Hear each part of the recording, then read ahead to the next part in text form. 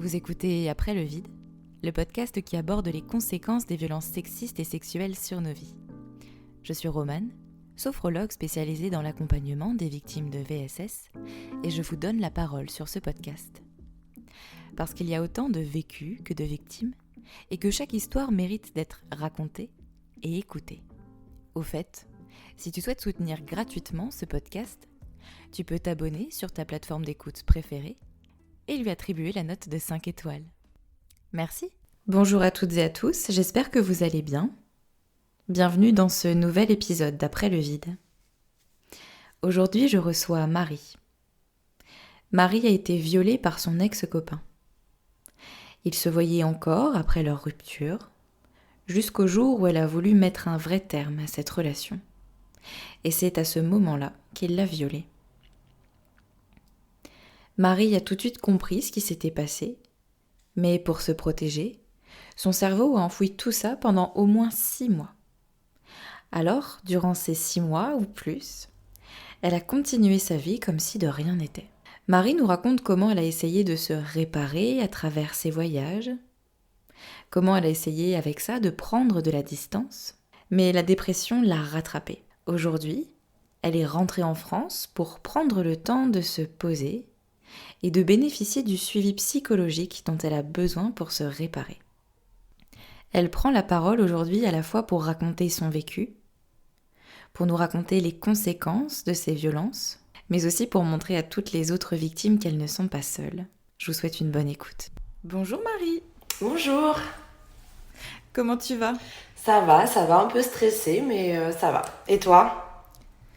Ça va, merci. Avant de commencer, est-ce que tu peux te présenter, s'il te plaît, pour qu'on sache un petit peu qui tu es, finalement ? Oui, bien sûr. Du coup, je m'appelle Marie, j'ai 28 ans.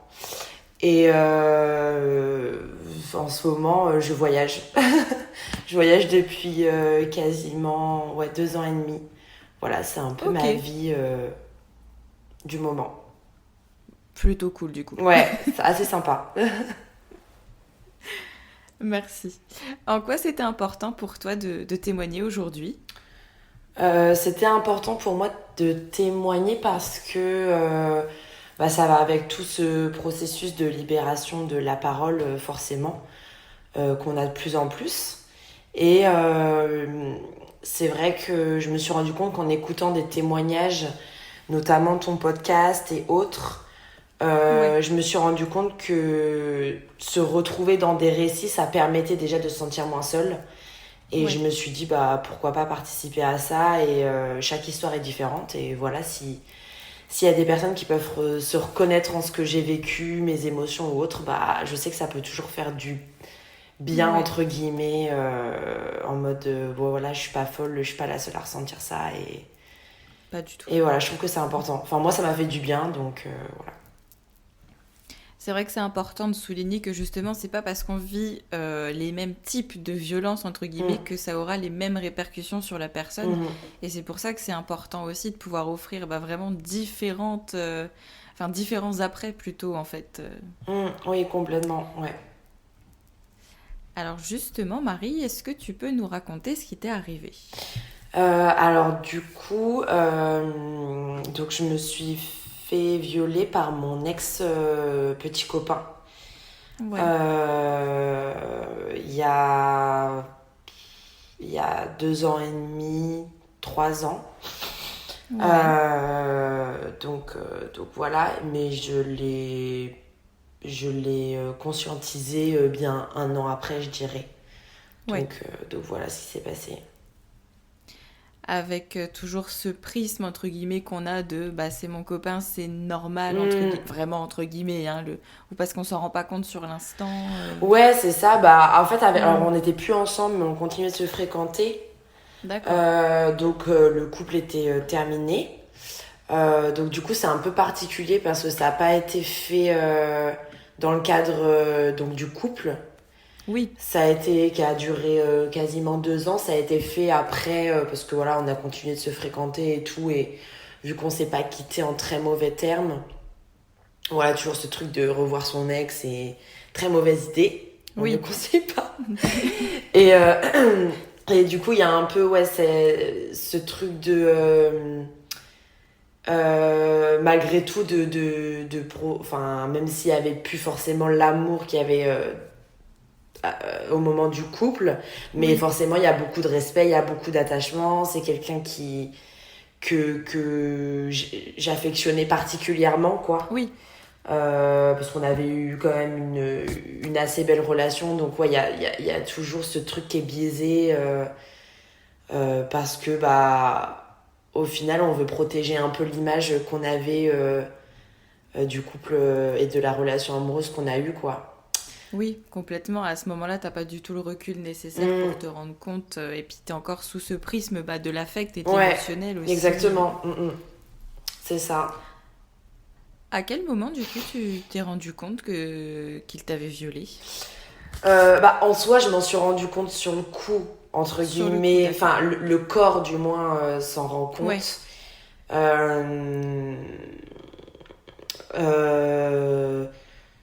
Mais du coup, en gros, vu que forcément c'est très violent, comme dans beaucoup de cas, notre cerveau, pour nous protéger, je pense, a une réaction traumatique. Et donc, je pense que j'ai su ce qui m'arrivait sur le coup, parce que j'ai fini en pleurs et c'était la première fois que je ressentais ça.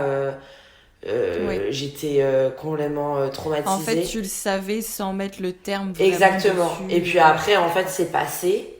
Donc c'est là où mon corps et mon esprit ont fait bloc ensemble et ont totalement occulté ce moment et genre tout allait bien, tranquille.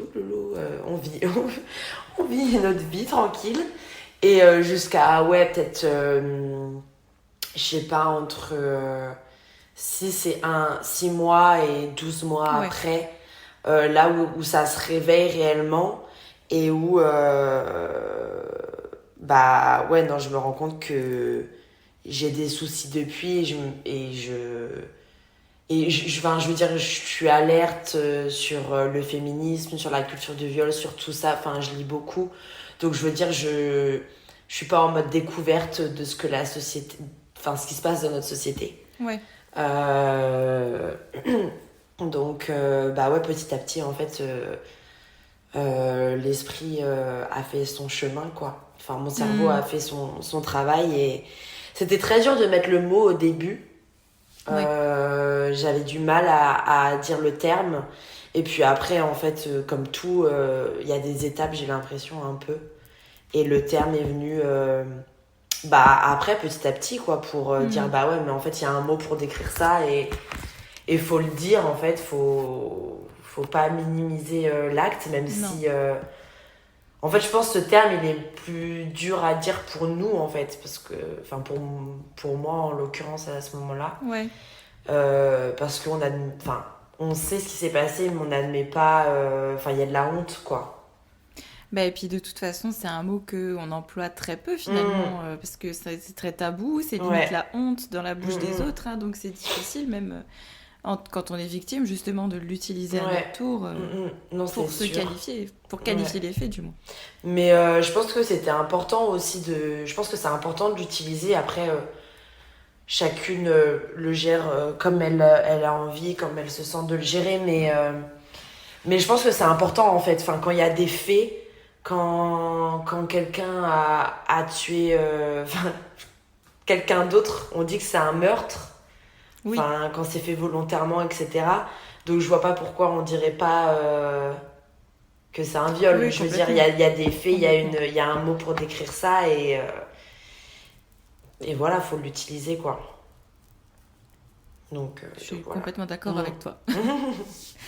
Et puis je pense que même après pour la conscientisation et l'intégration en fait des choses, c'est plus simple toujours entre de gros guillemets, hein, mais quand on sait en fait ce qui s'est passé et qu'on peut comprendre toujours entre guillemets, ça permet aussi d'avancer et de pouvoir se réparer finalement plutôt que quand on est dans le flou. C'est ça exactement. Alors c'est dur, c'est une vague de violence en plein visage, mais je pense que ça permet aussi le processus d'aller mieux, etc., quoi.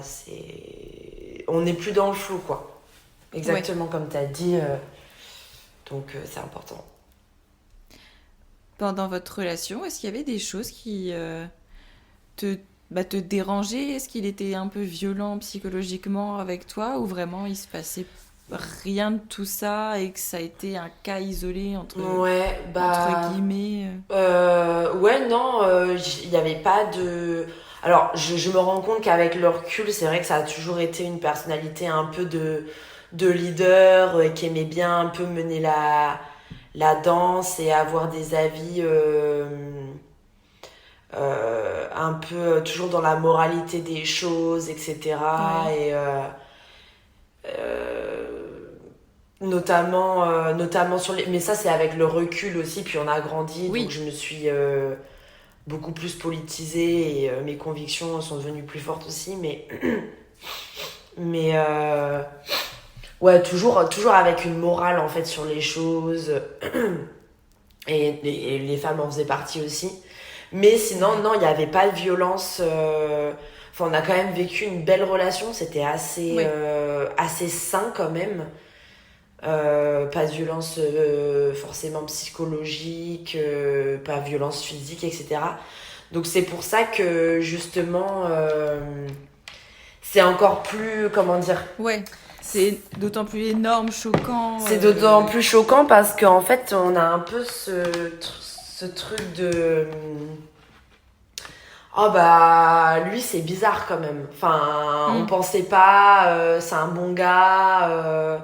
Enfin, il rentre... Le stéréotype finalement du truc où il est formidable, il est génial, il est très gentil, il peut pas faire ça, quoi. Ah oui, et puis ouais, non mais Enfin, il rentre complètement dans le stéréotype, bah voilà, du mec, de toute façon, enfin après il a des privilèges forcément, un mec cisgenre, blanc, hétérosexuel, donc déjà il a tous ces avantages là qui font de lui un peu, enfin ça fait une vitrine ultra présentable, c'est clair. qui passe bien, qui a fait des études, etc. Enfin qui est quand même gentil, qui est plutôt fun, qui est bien, enfin qui a pas mal de potes et tout, donc enfin qui présente un bon gars sympa, quoi. Ouais, voilà, qui présente bien à ma famille, donc à sa belle famille, donc forcément c'est d'autant plus comment dire, violent dans le sens où bah forcément toi t'avais confiance et pareil t'étais en fait inconsciemment t'es un peu dans ce même schéma là de mais lui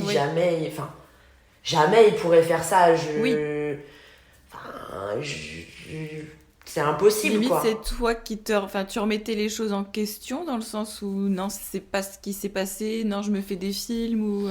Bah, je pense que on a justement parce qu'il avait cette image de bon gars, sympa, machin. J'ai pas forcément remis en question ce qu'il avait fait, mais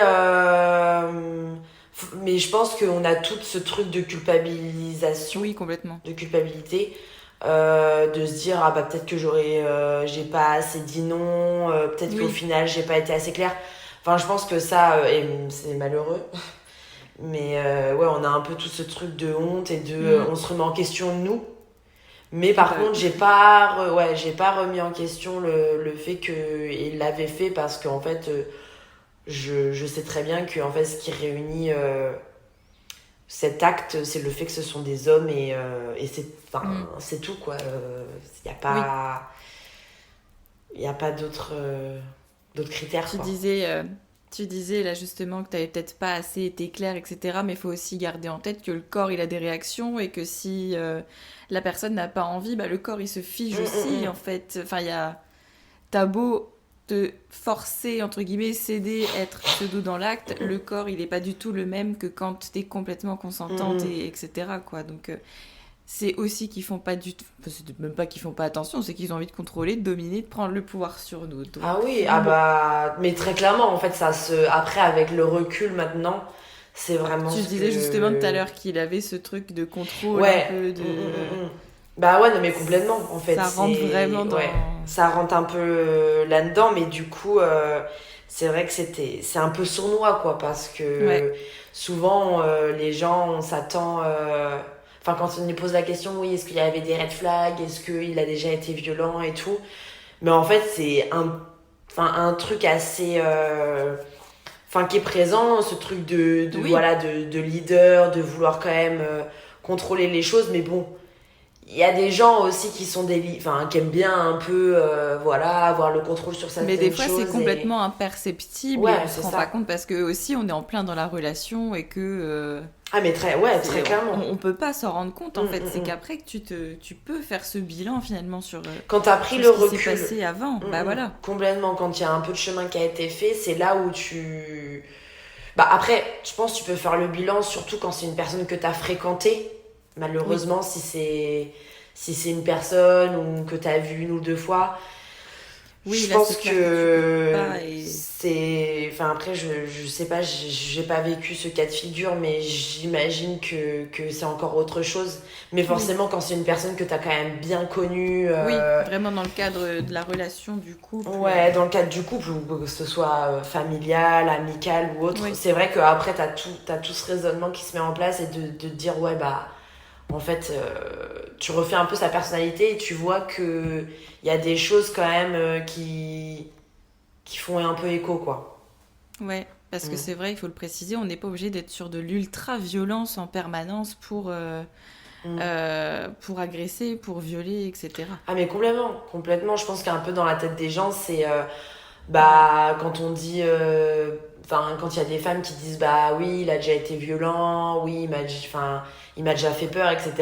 Bon, les gens ils vont dire oui, bah du coup Bah, c'est c'était une petite pas dispute, hein. ouais, c'est pas étonnant au final, ça venait avec le profil du mec, Ouais. c'est un peu la suite malheureusement des choses. Et alors que quand on présente un mec ouais, où c'est un peu imperceptible, là les gens ils sont un peu estomaqués, quoi. Complètement. Ça a été mon cas aussi, et Ouais. les gens sont tombés de haut parce que c'était vraiment bah, pareil, hein, le bon gars, bien sympa, avec tous ses privilèges. Ouais, non mais et puis c'est terrible parce que du coup ça vient casser comment dire du coup les gens, en fait le fait que les gens soient choqués en mode mais je pensais pas Ouais. je pensais pas ça de lui, etc. Bah moi non plus, je veux dire Oui, non. je suis tout autant choquée aussi, hein, mais Concrètement, non. mais c'est encore plus...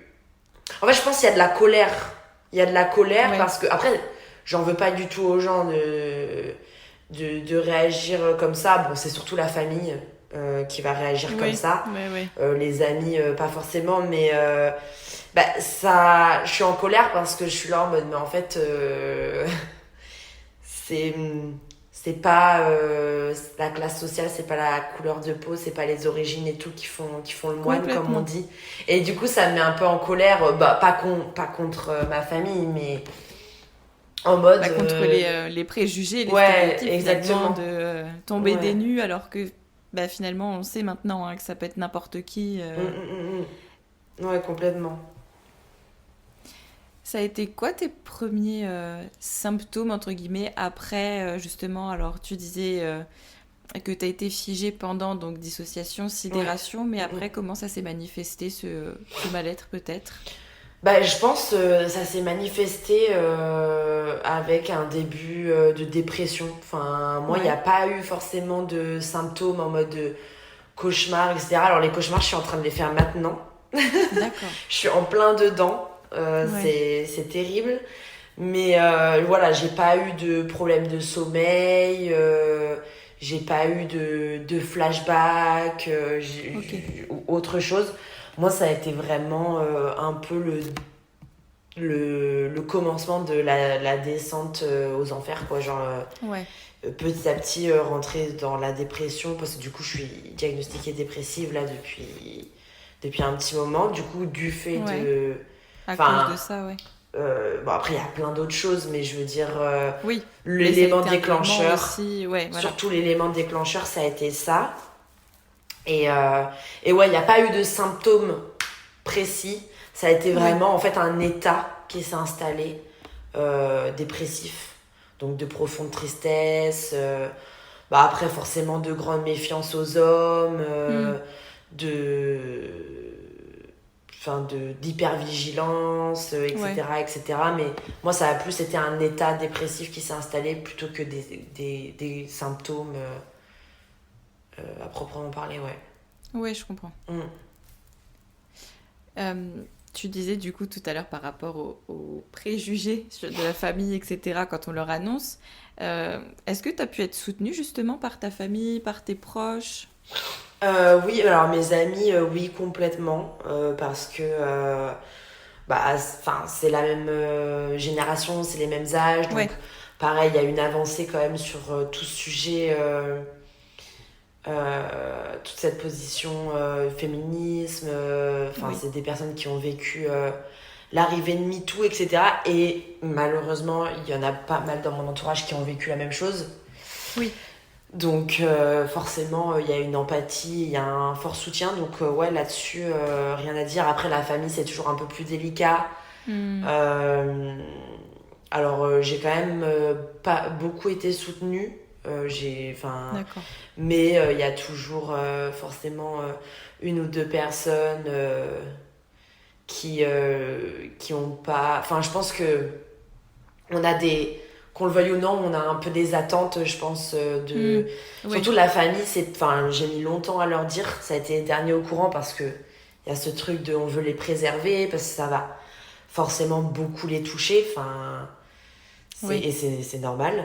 Donc on veut les préserver, on veut pas leur faire de peine, mais ça me tenait à cœur de leur dire parce que ça explique aussi ma dépression. Donc ça donne des réponses à mon état actuel. Donc je sais qu'il y avait du coup que ça pouvait leur apporter des réponses à des inquiétudes, à beaucoup de questions en fait. Qu'est-ce qui s'est passé, pourquoi la dépression, pourquoi tu t'effondres entre guillemets d'un coup comme exactement. Ça mais après on a toujours des attentes, forcément on veut être soutenu, on veut être cru, on veut qu'on nous dise que voilà ça va aller, qu'on est là pour nous, et il y a toujours quelques personnes qui remplissent pas un peu nos attentes. Et du coup, ça fait mal, mais je pense que c'est en lien déjà avec des soucis familiaux. Enfin, moi, je sais que c'est déjà en lien avec des soucis de communication avec ces membres de ma famille. Donc, c'est pas forcément très surprenant non plus. Des personnes qui ont du mal à communiquer, etc. Où on voit les choses ultra différemment. Mais franchement, dans l'ensemble, j'ai été quand même super bien soutenue. Après, la famille, j'ai l'impression qu'il y a un peu les amis, c'est facile d'en parler, c'est facile de revenir sur le sujet. Ils vont te poser des questions. La famille, une fois que tu l'as dit... Surtout... Oui, on essaie de le foutre ça sous le tapis. C'est bon, tu l'as dit, on zappe. Ouais, surtout avec les personnes où il y a déjà un problème de communication, où il y a déjà des problèmes dans les relations, etc. C'est là, ils le savent, et je sais qu'il y a beaucoup de peine, qu'il y a du soutien quand même. Je veux dire, il n'y a pas de... Enfin, déjà, à aucun moment on a remis en cause ma parole. Donc ça c'est quand même plutôt cool, parce que c'est souvent que les proches sont en mode t'es sûr ? Non, il y a personne qui a remis en cause ma parole, donc ça c'est cool. Je sais que la famille ça a été dur parce qu'ils ont eu des réactions très très dans les émotions, parce que ça les a... Enfin, le père, la mère, forcément... si je me mets à leur place, je me dis waouh. Ouais, je pense que c'est très très violent. Mais ouais, voilà, il n'y a pas forcément... On revient pas dessus. Une fois que je l'ai dit, une fois qu'il y a eu la réaction, on va pas forcément revenir dessus, ou on va pas venir m'en parler. Ça reste quelque chose de tabou malgré tout. C'est ça. Après, je peux entendre qu'on sache pas comment l'aborder, surtout cette génération-là qui sait peut-être pas trop prendre, pas trop savoir par quel bout le prendre, et peut-être qu'ils se disent que j'ai peut-être pas envie d'en parler. Enfin, tu sais, des fois, il y a ce truc de... C'est ça le problème en fait, c'est que les proches sont pas sensibilisés, sont pas formés, sont pas... Il n'y a rien vraiment qui est pensé pour eux et C'est ça. pourtant ça ferait à la fois du bien aux proches, à l'entourage, que ce soit la famille, les amis, Ah, mais oui. etc., qu'à la personne qui est victime, puisqu'au moins tu te sens soutenu comme tu devrais l'être. T'es pas dans l'attente de quelque chose et t'es pas forcé d'en parler si eux veulent en parler. C'est ça. Je pense qu'il y a aussi un manque d'accompagnement auprès de l'entourage, parce que je peux comprendre que ça soit compliqué, parce que des fois on se dit bah ouais, mais peut-être qu'elle a pas envie d'en parler, peut-être qu'elle a pas envie qu'on ressasse tout ça. Enfin, est-ce que c'est vrai que des fois face à des situations très violentes, des fois on est un peu démunis, on est là en mode bah peut-être qu'elle préfère ne pas en parler. Oui. Et puis c'est aussi peut-être le tabou de l'intime. Enfin, bien sûr, le viol c'est pas de la sexualité, mais c'est un peu connoté comme ça, quoi. Donc, est-ce qu'elle a vraiment envie de parler de ça? Est-ce que ouais, complètement. C'est vraiment ce truc de tabou. Ouais, et du coup, bah au final, voilà, tout le monde sait, mais c'est vrai que j'aimerais bien qu'on vienne vers moi et qu'on en parle, et pas juste avoir avalé l'info. Et enfin, parce que montrer son soutien aussi, c'est dire bah voilà, je suis là, si t'as envie d'en parler, comme si t'as pas envie d'en parler aussi, je Oui, suis là, mais n'hésite pas, enfin voilà quoi. Et puis en plus, c'est aussi les agressions sexuelles, les viols, etc. Quelque chose qui va te transformer de toute façon. Tu ne seras pas la même personne avec le psychotrauma, avec le stress post-traumatique, enfin bref, tous les symptômes qu'on retrouve après. Donc tu as aussi des réactions qui vont être modifiées, des comportements qui vont être modifiés. Donc c'est aussi important de pouvoir compter sur la famille et que la famille soit au courant justement de tout ce que ça implique, de toutes ces modifications, de tous ces impacts, ces conséquences sur la personne, quoi. Ouais. Parce que des fois, tu as des comportements qui peuvent être mal pris, alors que en fait, c'est simplement simplement, on s'entend, hein, mais c'est une conséquence du psychotrauma, et qu'est-ce qu'on fait dans ces cas-là, quoi? Ouais, non mais complètement, et je pense que voilà, c'est aussi important pour ces personnes qui sont moins moins alertes sur toute cette société, moins alertes sur la société patriarcale, sur le féminisme, qui sont un peu à côté de la plaque. Bah je me dis que aussi avec mon récit, vu que en tant que proche, forcément c'est malheureux, mais on est toujours plus touché quand ça touche quelqu'un justement qu'on aime, que quand c'est des récits de personnes un peu plus lointaines, ou qu'on a lu, etc., sur internet ou autre. Bah forcément, oui, on est touché, mais on est là en mode bon. Alors que dès que ça touche quelqu'un qu'on aime, là, ça percute un peu plus. C'est triste d'ailleurs, parce que ça devrait percuter au même titre que des gens qu'on connaît pas.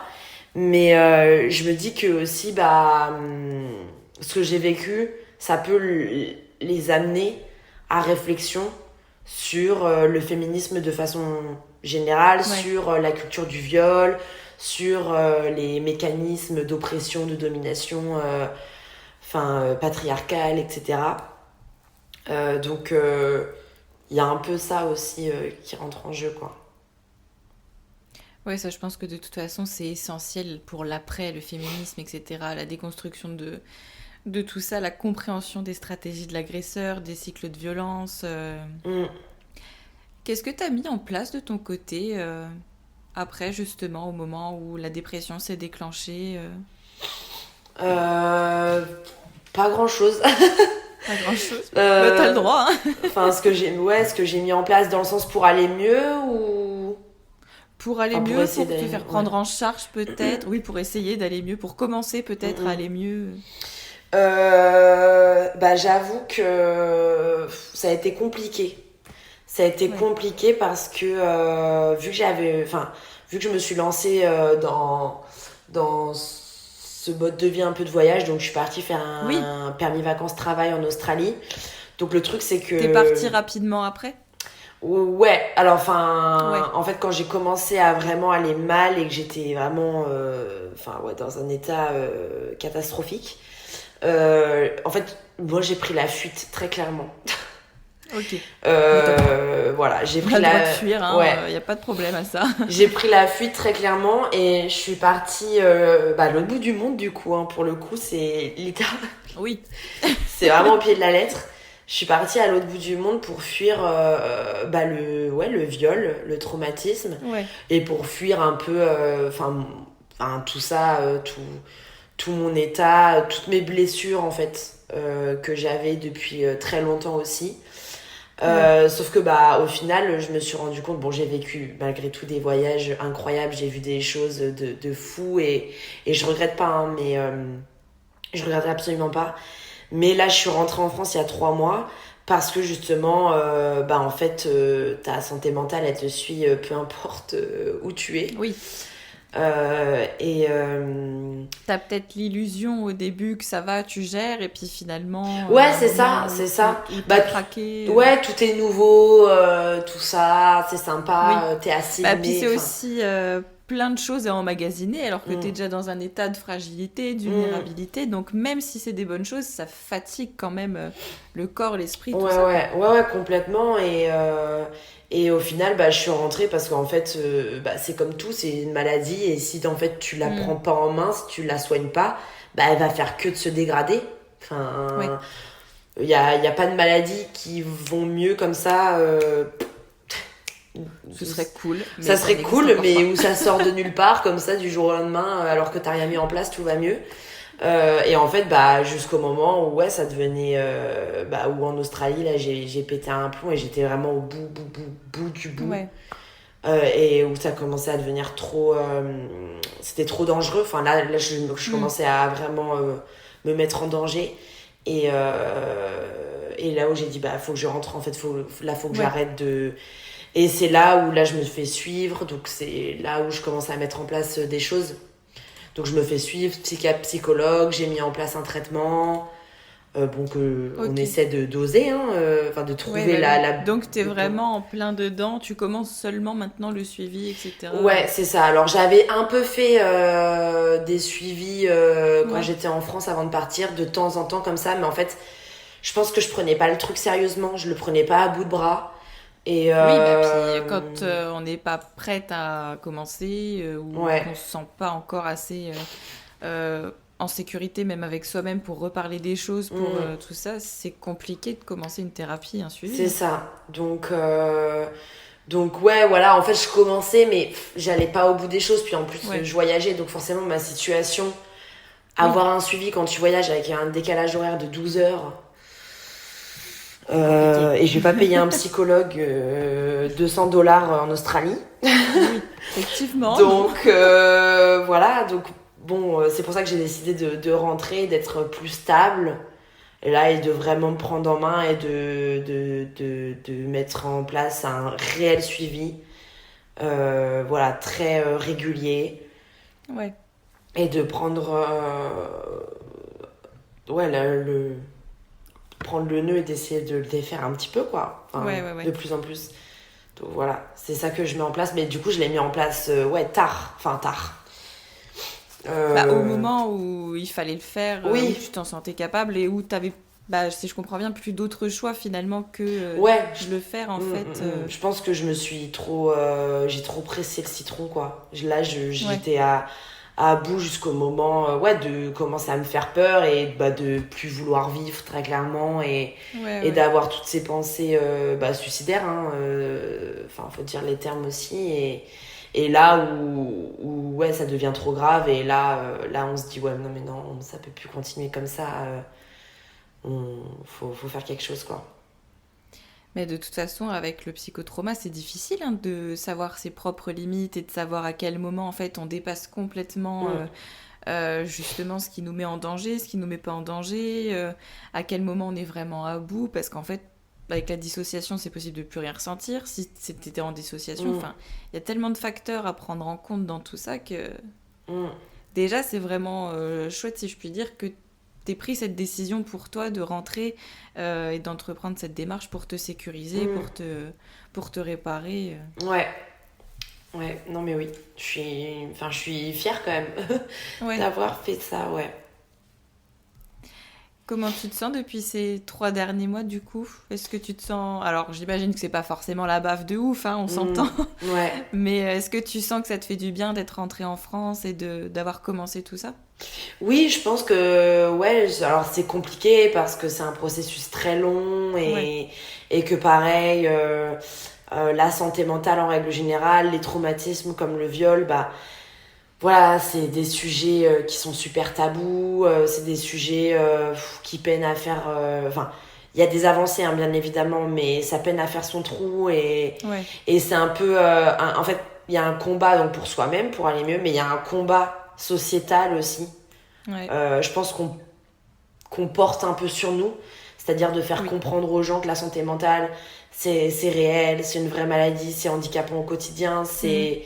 Et en fait, c'est que c'est super long, quoi. C'est que c'est super long. Tellement. Et il faut une patience de fou. Et que des fois, en fait, on est fatigué, quoi. Parce que ça prend tellement d'énergie, ça prend tellement de temps.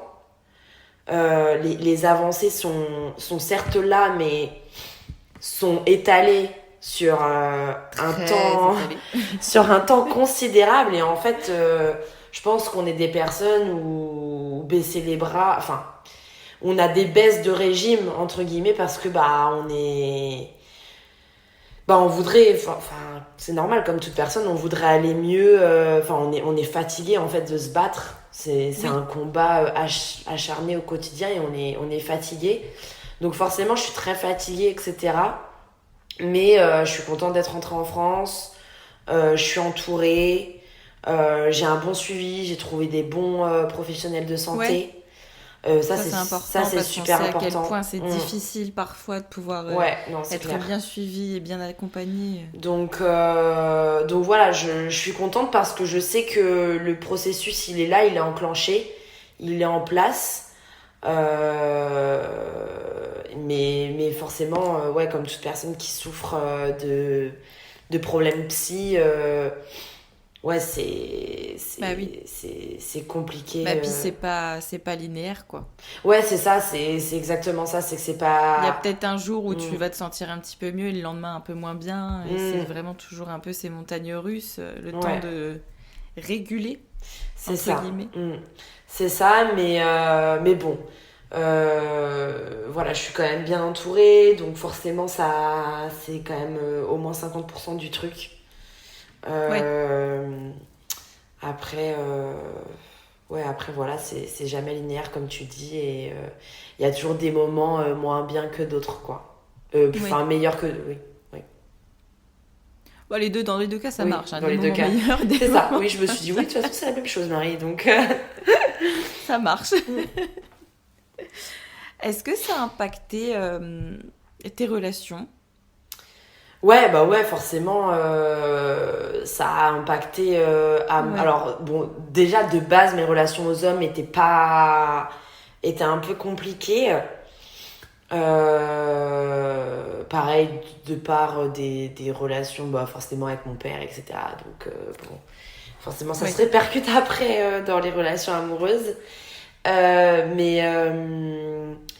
Mais ouais, ça a été impacté parce que du coup, il y a tout un prisme de la confiance du couple et de l'amour, en fait, qui s'effondre complètement. Oui, oui. Donc, il y a de l'hypervigilance, il y a de la méfiance. Oui, c'est ce que j'allais dire, il y a beaucoup plus de méfiance, du coup. Ouais, et juste, tu tomberais vite dans le comment dire, t'abandonnes, quoi. Genre, t'y crois plus du tout. Alors, moi, j'essaie de pas trop...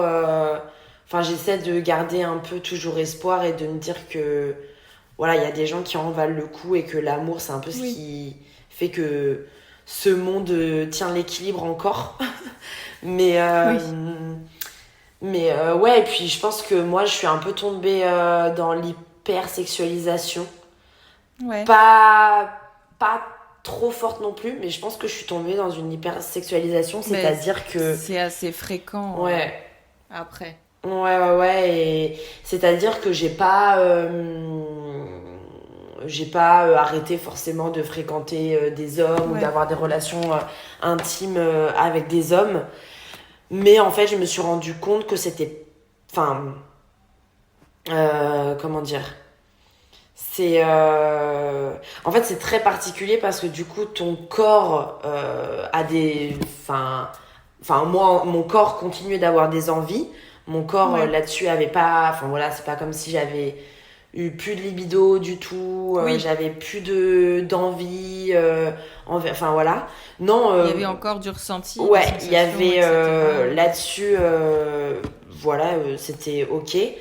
Mais mon esprit était pas forcément OK, en fait. Mais du coup, il y avait une hypersexualisation qui s'est mise en place. C'est-à-dire que... Mais en fait, je l'ai réalisé il n'y a pas si longtemps que ça. Hein. Ouais. Mais inconsciemment, je pense que... par exemple, moi j'adore... mes études, c'est la mode. Je suis très dans les fringues, etc. J'ai un style particulier et tout. Et par exemple, quand je sors, j'ai toujours aimé mettre des robes sympas ou des robes sexy, moulantes, etc. Pour moi. Parce que je me sens bien dedans, je me sens un peu powerful, je me sens en confiance, etc. Donc ça fait toujours... c'est toujours cool de se sentir comme ça. Ah bah c'est clair. Mais j'ai senti que depuis le viol, il y avait eu un peu ce déséquilibre en mode les robes que je mettais maintenant pour sortir, qui mettaient en valeur mon corps, ma poitrine ou autre, je le mettais plus pour les mêmes raisons. Alors, il y avait forcément, si je me plaisais dedans, parce que moi, je m'habille pour moi, je m'habille pas pour les autres et encore moins pour les hommes. Ça a toujours été. Hein. Mais là, j'ai trouvé qu'il y avait un peu un basculement, mais ultra inconscient, de ce truc de j'avais envie qu'on me trouve, que les mecs me trouvent désirable, en fait. Et pourtant, ça me dégoûtait. Et pourtant les hommes, forcément avec la violence qui m'était arrivée, les hommes, forcément un rejet, ce truc de méfiance, etc. Une vraie dualité vraiment entre ouais, complètement, une dualité de fou que j'avais pas forcément avant. Donc c'est un peu c'est dur à conscientiser aussi, je pense. Donc, il y a eu ça qui était... je sais pas. C'est là où on se dit, le cerveau, le corps, c'est... Ouais. Ils prennent très cher, mais on dit souvent que l'hypersexualité, c'est aussi un moyen de reprendre contrôle, finalement. Reprendre contrôle sur c'est exactement ça, là, t'avais envie que les hommes te regardent parce que toi, t'avais envie qu'ils te regardent, quoi. C'est pas... puis reprendre contrôle sur ce corps. C'est toi qui as envie de décider de ce truc. Ce corps qui avait été meurtri, qui avait subi de la violence. Oui, qui n'a pas eu le choix, en fait. Qui n'a pas eu le choix. Et me donner le choix de continuer, en fait, à m'habiller de la façon dont je veux m'habiller, de continuer à me sentir sexy, belle, tout ce qu'on veut. Tout ce que moi j'ai décidé d'être et reprendre ce contrôle, en fait, et dire c'est pas parce que j'ai vécu ça qu'on m'a fait ça que ce droit aussi en fait c'est mon corps, j'en fais c'est moi qui ai le pouvoir dessus et je lui donne le choix d'être habillée de tel ou tel vêtement, voilà quoi. Mais du coup, en rentrant dans ce truc un peu malsain au final c'est mon choix et je veux reprendre le contrôle dessus, mais en même temps, est-ce que je le fais pour les bonnes raisons? Je suis pas sûre. Donc vraiment ce qu'on disait, quoi, cette dualité, c'est la petite voix dans la tête après qui dit oulala, est-ce que vraiment c'est pour ces raisons, est-ce que c'est les bonnes raisons? Ouais, complètement. Est-ce qu'il y a d'autres choses que tu voulais évoquer, dont on n'a peut-être pas encore parlé?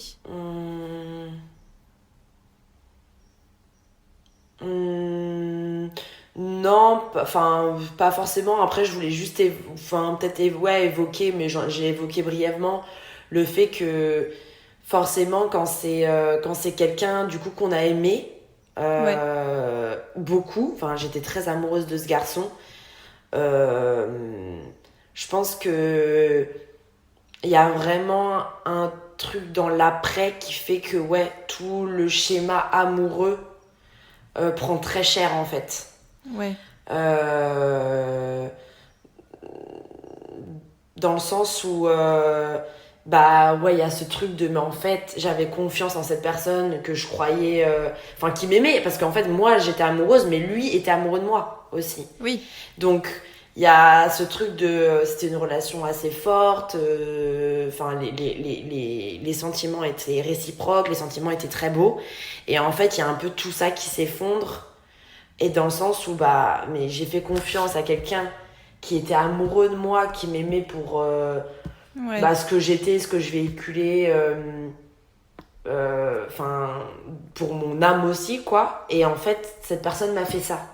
Donc, à quel moment je peux avoir confiance Ouais, bah oui. en quelqu'un d'autre, en fait? Enfin, il y a tout ce prisme de la confiance et de l'amour qui est ultra touché, en fait. Et du coup, tes relations amoureuses, par la suite, elles prennent cher. T'as l'impression de... je sais pas comment tourner cette question. De pas l'avoir vraiment connu, ou en tout cas d'avoir été finalement avec quelqu'un que tu connaissais pas comme un inconnu quand il a fait ça, justement. Bah, le truc, c'est que, donc, vu que ça s'est passé en dehors de la relation de couple,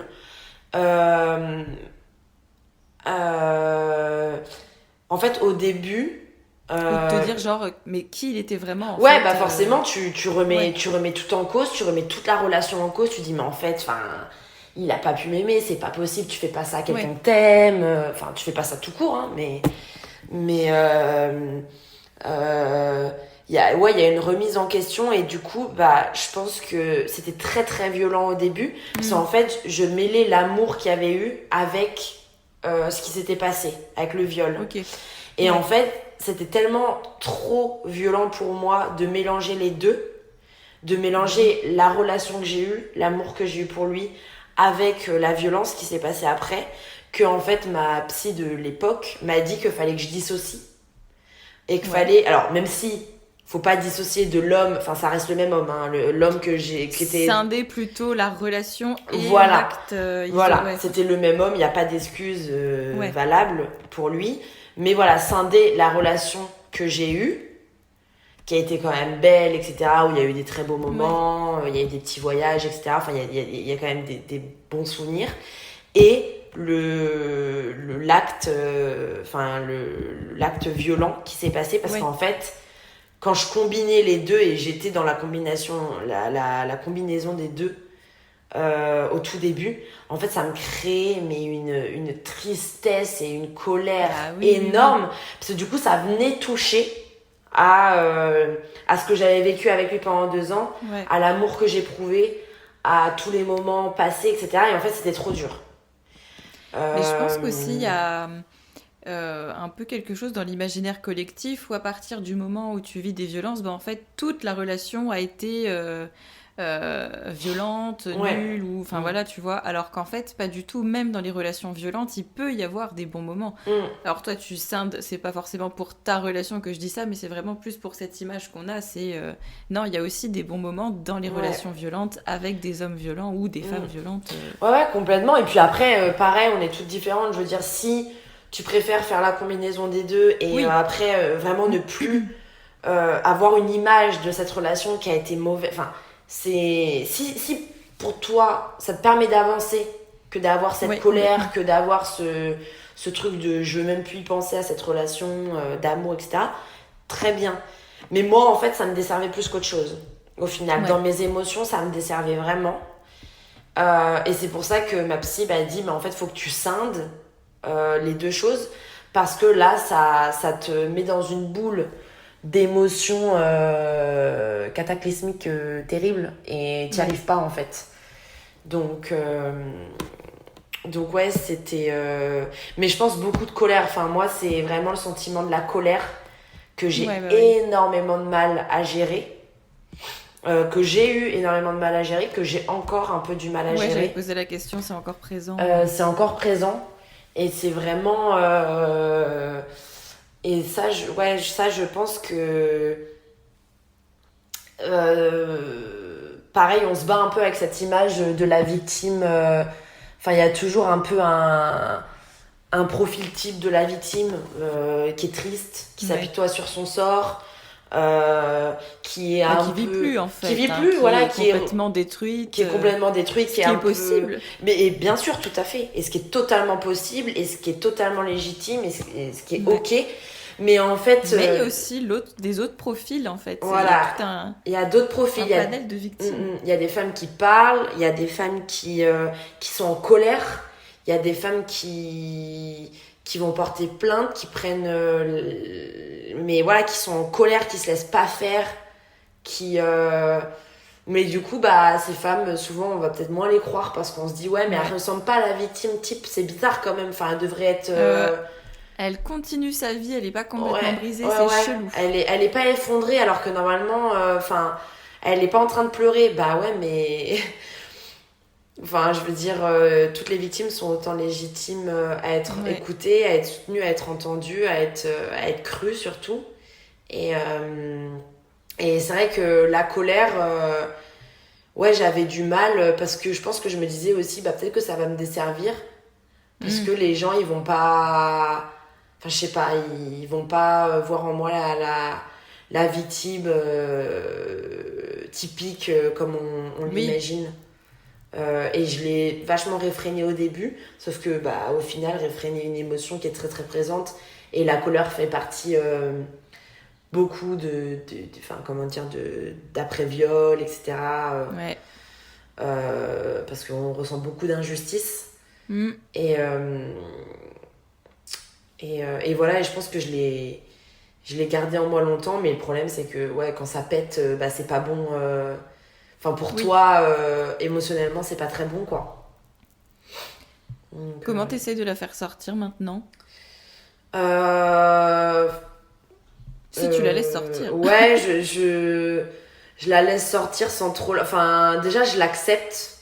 Ouais. Je l'accepte alors qu'avant, je l'acceptais pas. Après, c'est toujours une émotion que j'ai eu du mal dans ma vie à faire sortir en règle générale, parce que c'était une émotion connotée pour moi mauvaise, qui amène, on entend souvent, hein. Qui amène de la violence, qui est pas belle en fait, qui est pas belle à recevoir et ni à vivre.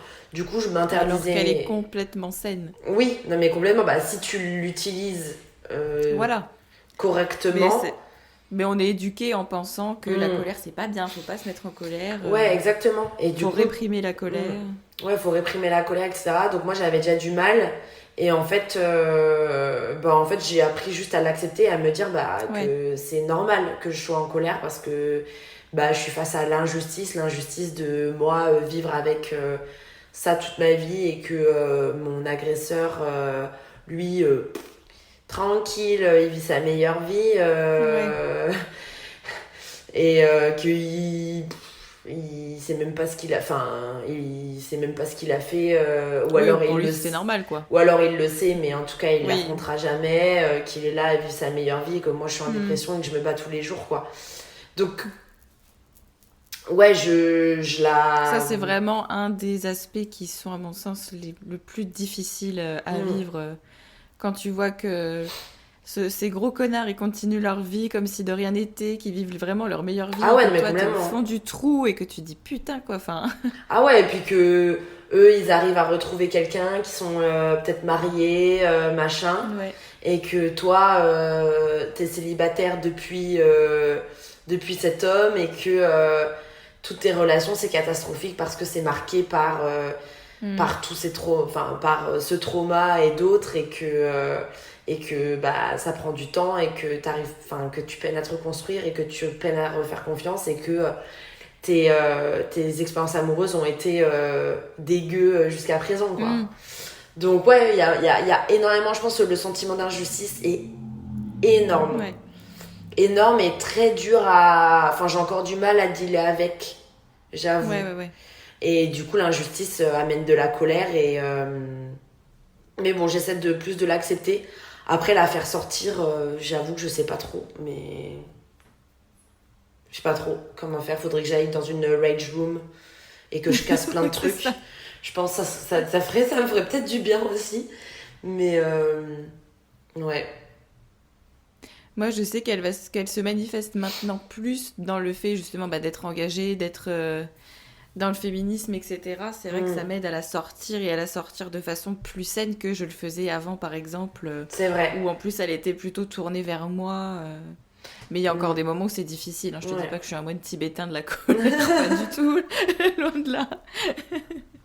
Ouais, non, c'est vrai. Bah, c'est vrai que moi, je suis pas mal engagée aussi sur tous ces sujets. Donc, pareil, je pense que ça ressort aussi un petit peu de cette façon-là. Mais oui, c'est toujours un peu... Ça reste encore une émotion délicate pour moi à gérer. Et j'essaie de naviguer avec cette émotion comme je peux. Et puis, ça ira de mieux en mieux de toute façon. Bah, je te le souhaite en tout cas. Merci. Comment tu vas aujourd'hui? Même si tu nous l'as un petit peu dit tout à l'heure. Bah, c'est un peu en dents de scie. Je dirais que je suis assez fatiguée. Ouais, je suis très c'est vraiment ça qui prédomine en ce moment. Ouais, je suis très fatiguée. Et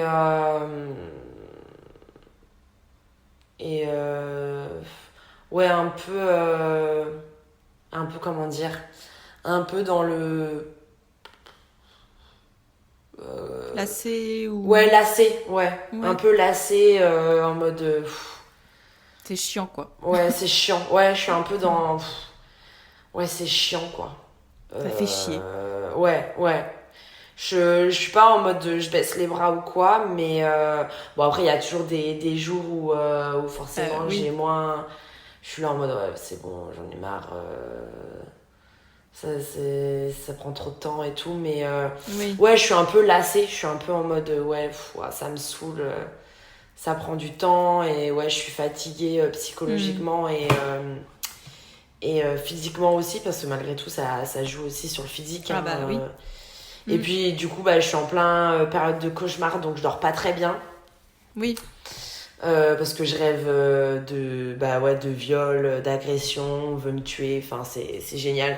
Que avec des gens de mon entourage, enfin des gens de ma réalité. Ouais. Donc ouais, c'est un peu compliqué ça aussi à gérer. Alors je dors bien, mais je pense que c'est pas reposant de faire non. émotionnellement parlant. Avec des sueurs nocturnes en plus et tout, parce que c'est comme si l'émotion elle était super vive dans mes rêves. Il y a l'émotion du rejet, de l'abandon, de la peur, enfin c'est super bizarre. Et j'avais jamais... Ton corps il est pas du tout au repos, ta tête non plus. Ouais, exactement, le corps n'est pas au repos et la tête non plus. Donc ouais, je pense que je suis pas mal fatiguée. Mais... Donc voilà, ça va ni bien ni super mal, c'est un peu... Parce qu'on disait tout à l'heure, voilà, c'est pas linéaire, ça dépend des jours. C'est ça. C'est ça, plein d'autres facteurs aussi. Oui, bah forcément quand il y a un truc qui va me contrarier, ça va... Bah, oui. Enfin, je suis très fragile, je suis encore très fragile, donc je suis très alerte à tout ce qui peut me toucher, en fait. Donc dès qu'il va y avoir quelque chose qui va me contrarier, qui va me blesser, un comportement, une parole, qui va me ramener à des blessures, etc., bah, je suis encore très fragile, donc je suis très touchée... par les comportements de mes proches, par les paroles, les actions, etc. Ouais. Donc voilà. Est-ce que tu as un message à faire passer à toutes les personnes qui vont t'écouter ? C'est dur ça. Je sais. Ça c'est le plus dur. Je te donne quelques instants pour réfléchir. Bien évidemment, je ne suis pas une grosse connasse. Non, tu as 30 secondes, Marie.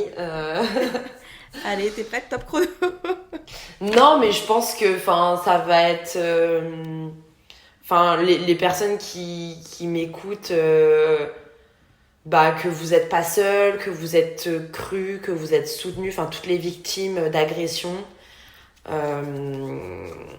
Vous êtes soutenues, vous êtes crues, vous êtes entourées, même si c'est pas par vos proches ou quoi, ça peut être par des gens extérieurs qui ont vécu la même chose. Ouais. Et vous pouvez être comprise aussi et écoutée. Et que certes, le chemin, il est long,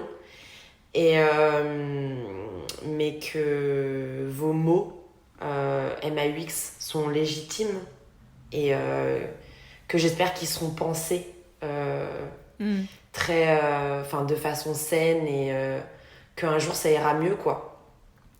Mais que, en tout cas, que ouais, les personnes qui ont vécu ça ne sont vraiment pas seules. Et que je sais que parfois c'est dur, c'est long, c'est éprouvant. Mais déjà, si on met en place certaines choses pour aller mieux, c'est déjà très bien. Et il faut aussi se laisser du temps, il faut s'écouter. Et voilà, faut prendre le temps. Il faut vraiment prendre le temps. Et je pense un message aussi qui est important, bien s'entourer malgré tout. Ouais. Et savoir faire le tri aussi. Et que les personnes qui sont plus bonnes pour nous dans notre processus de guérison, et qu'il va falloir aussi savoir faire des choix aussi pour aller mieux, quoi. Et bien s'entourer, c'est super important. Je crois qu'on est sur de beaux messages de fin. J'espère. Merci beaucoup, Marie. Merci à toi, Romane. Ça m'a fait super plaisir, en tout cas, de témoigner, de parler avec toi, d'échanger. Ça fait du bien. Et pareil, en tout cas, j'encourage les personnes qui sont prêtes à parler de faire de même dans un podcast ou dans des interviews ou autres, ou dans des groupes de parole. Je pense que ça fait vraiment du bien quand on est prêt, bien évidemment. Mais ouais, je pense que, pareil, sauter le pas, ça peut être pas mal aussi.